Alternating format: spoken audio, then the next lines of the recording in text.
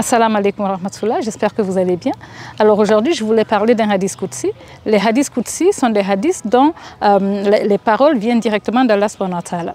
Donc en général, les hadiths, on dit, le prophète sallallahu alayhi wa sallam a dit, et puis on peut paraphraser, genre le compagnon qui a rapporté peut paraphraser et tout, mais dans les hadiths Qudsi, la parole elle-même, elle vient exactement, telle qu'elle est dite, elle vient d'Allah subhanahu wa ta'ala directement.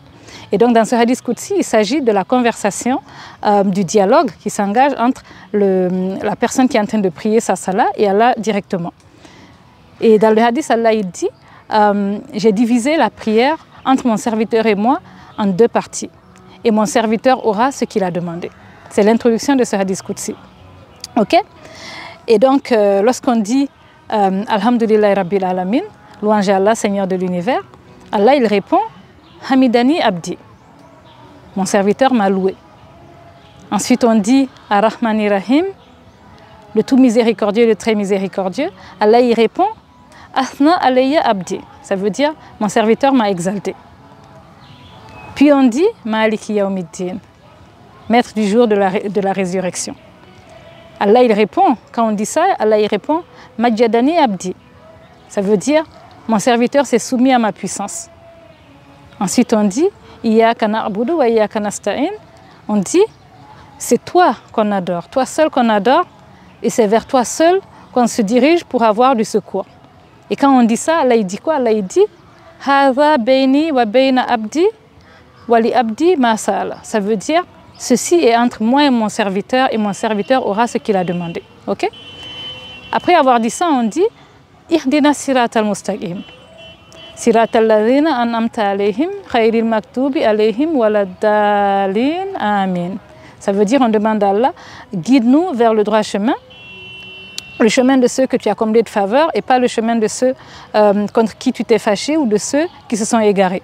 Et quand donc on dit ça, commençant par Ihdina siratal mustaqim, Allah il répond Hadha li abdi wa li abdi ma sa'ala. Ça veut dire ceci est pour mon serviteur et mon serviteur aura ce qu'il a demandé. Et donc cette guidance qu'on a demandé, Allah il nous dit ceci est pour mon serviteur et il aura ce qu'il a demandé. Et donc ça montre cette conversation qui s'engage quand on s'arrête pour prier notre salat. C'est comme si on ouvrait une porte sacrée entre nous et Allah subhanahu wa ta'ala, et Allah il nous donne son attention. Dès qu'on commence, Alhamdulillah Rabbil Alamin, Allah il nous répond tout de suite. Et au fur et à mesure de notre prière, on a l'attention d'Allah subhanahu wa ta'ala. Quand j'ai appris ce hadith-là, je me suis dit, mais subhanallah, combien de fois j'ai commencé ma prière et dès que je rentre dans la prière, Allahu Akbar, je commence à me rappeler de choses que j'avais oubliées. Par exemple, où j'ai perdu mes clés, ou bien le email que j'ai oublié d'envoyer à quelqu'un, ou bien, ah, mais j'ai oublié d'appeler telle personne. Et bien en fait, quand tu lis ce hadith, tu te dis, mais quand tu commences à prier, Allah il te donne son attention. Dans quel état pouvons-nous être de nous rendre compte qu'Allah nous donne son attention et nous, notre esprit, il est parti ailleurs en fait. Et ça, c'est un hadith qui nous encourage en fait à nous concentrer, à refuser que Shaitan, Iblis, qu'Allah le maudisse, qu'il ne vienne toujours perturber nos pensées, perturber l'état de notre cœur quand on est en train de faire cette prière sacrée à Allah subhanahu wa ta'ala. C'est pour ça que quand on prie, on ne peut pas répondre aux gens qui nous parlent, on ne peut pas regarder en l'air, regarder dans tous les sens, parce qu'on est là discipliné, parce qu'on vient d'ouvrir une porte sacrée que nous ne devrions jamais fermer en fait. Et donc ce hadith, c'est encore un encouragement à chercher à avoir le rouchou, cette concentration dans notre prière, à savoir que c'est un moment sacré. Et la salat, en fait, ça vient du mot arabe sila, ça veut dire la connexion. C'est un lien, c'est une connexion. Et si on a fini de prier et qu'on ne sent pas qu'on a eu cette connexion, c'est qu'il faut qu'on revoie la nature et la qualité de notre prière. Si nous, on prie, et puis rien ne change, notre comportement ne change pas, notre relation avec Allah subhanahu wa ta'ala ne change pas, rien ne change en fait. On reste la même personne, mais on ne fait que prier, c'est qu'il y a un problème. Parce qu'en fait, ta prière doit te changer. Tu vois, là, ta prière doit te changer aujourd'hui à travers toutes les compagnies qui réussissent et même les personnes, les leaders très connus, ils ont toujours des moments dans leur journée où ils font de la méditation, ils font du mindfulness. Ils prennent des instants sacrés, genre où ils font rien, ils se concentrent, parfois ils se concentrent sur leur respiration, ils se concentrent sur la nature autour d'eux ou bien sur leurs émotions. Mais nous, on n'a pas besoin de tout ça.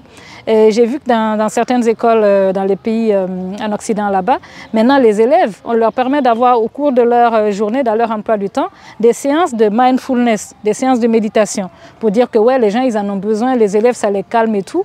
Mais quand on dit non, non, on veut une salle pour faire notre prière en tant que musulmans, ils ne veulent pas ça, parce qu'ils ne veulent pas qu'on parle de Dieu, mais en même temps, ils reconnaissent que l'être humain a besoin de cet instant sacré. Et nous, on n'a pas besoin de tout ça, parce qu'on n'a pas besoin d'ignorer le Créateur et de penser à sa création pour avoir un équilibre. Et on ne peut jamais obtenir cet équilibre si on ignore notre Créateur et on veut se concentrer sur sa création. Et donc c'est un rappel en fait que nous, le croyant, le musulman, il a tout en fait. On a tous les outils pour être équilibré dans cette vie.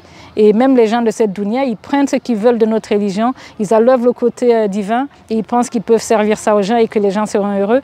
Wallah, wallah, ils ne peuvent jamais être heureux comme ça. Et donc nous, notre prière, rappelons-nous qu'elle est là pour nous équilibrer. On est là pour ouvrir cette connexion, créer ce lien entre nous et Allah subhanahu wa ta'ala, et rien ne vaut cette connexion et rien ne peut remplacer cette connexion avec Allah subhanahu wa ta'ala, ok? Et donc, ce qui est aussi important à savoir, c'est que ce lien intime qu'on crée, cette connexion, c'est un peu comme un vaccin en fait, parce que ça te rend fort. Chaque fois que tu viens faire ta prière, ta salat, tu as ce dialogue entre toi et Allah subhanahu wa ta'ala, cette conversation sacrée.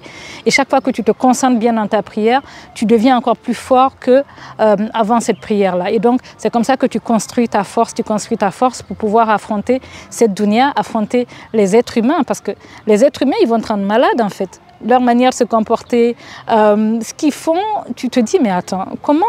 Et donc à force de se concentrer sur la création, sur les êtres humains, on devient malade. Et pour guérir de ça, on tourne notre attention vers Allah subhanahu wa ta'ala, spécialement dans nos prières aussi, et on ouvre cette porte sacrée, on se dit voilà, voici où je viens trouver mon réconfort, voici où je viens trouver ma force pour pouvoir affronter la dunya et affronter les gens de cette dunya et les choses de cette dunya-là. Voilà, en tout cas, ce hadith Qudsi, il est là pour nous rappeler que Allah, il nous accorde son attention. Souvent, on cherche l'attention des gens de cette dunya, des gens qu'on pense qui ont du pouvoir, mais ils n'ont aucun pouvoir. Et le Seigneur des cieux et de la terre, le Seigneur de l'univers, celui qui nous a créés sans qui on ne serait rien du tout, lui, il nous accorde son attention. C'est ça le vrai honneur, c'est avoir l'attention d'Allah subhanahu wa ta'ala. Et c'est lui seul qui peut aussi nous donner ce qu'on veut dans cette vie et dans l'au-delà. Donc en tout cas, c'est un rappel à revenir à l'essentiel, c'est un rappel à prioriser ce qui doit être prioritaire, de ne pas passer toute une journée en sautant ses prières, en faisant ses prières en gros le soir. Il n'y a rien de plus irrationnel que ça, parce qu'il faut qu'on fasse nos prières aux heures qu'Allah subhanahu wa ta'ala a dit pour que ces prières puissent nous apporter ce dont on a besoin pour parcourir cette vie et pour être sauvé de cette dunya et arriver, Inch'Allah, dans l'au-delà et arriver au Jannah qu'Allah a promis aux croyants, qu'Allah nous accorde al-Jannah et qu'il accorde Jannah à nos défunts et qu'il nous permette de toujours nous améliorer et de toujours pouvoir cheminer vers lui et d'être courageux pour faire les changements nécessaires pour tourner le doigt à cette dunya et nous tourner vers lui, Allah Azza wa Jal. Voilà, en tout cas, n'oublions pas que cette dunya-là, telle qu'elle est, elle ne mérite pas, elle ne méritera jamais, au grand jamais, de perdre al-Jannah, le paradis. Assalamu alaikum wa rahmatullahi wa barakatuh.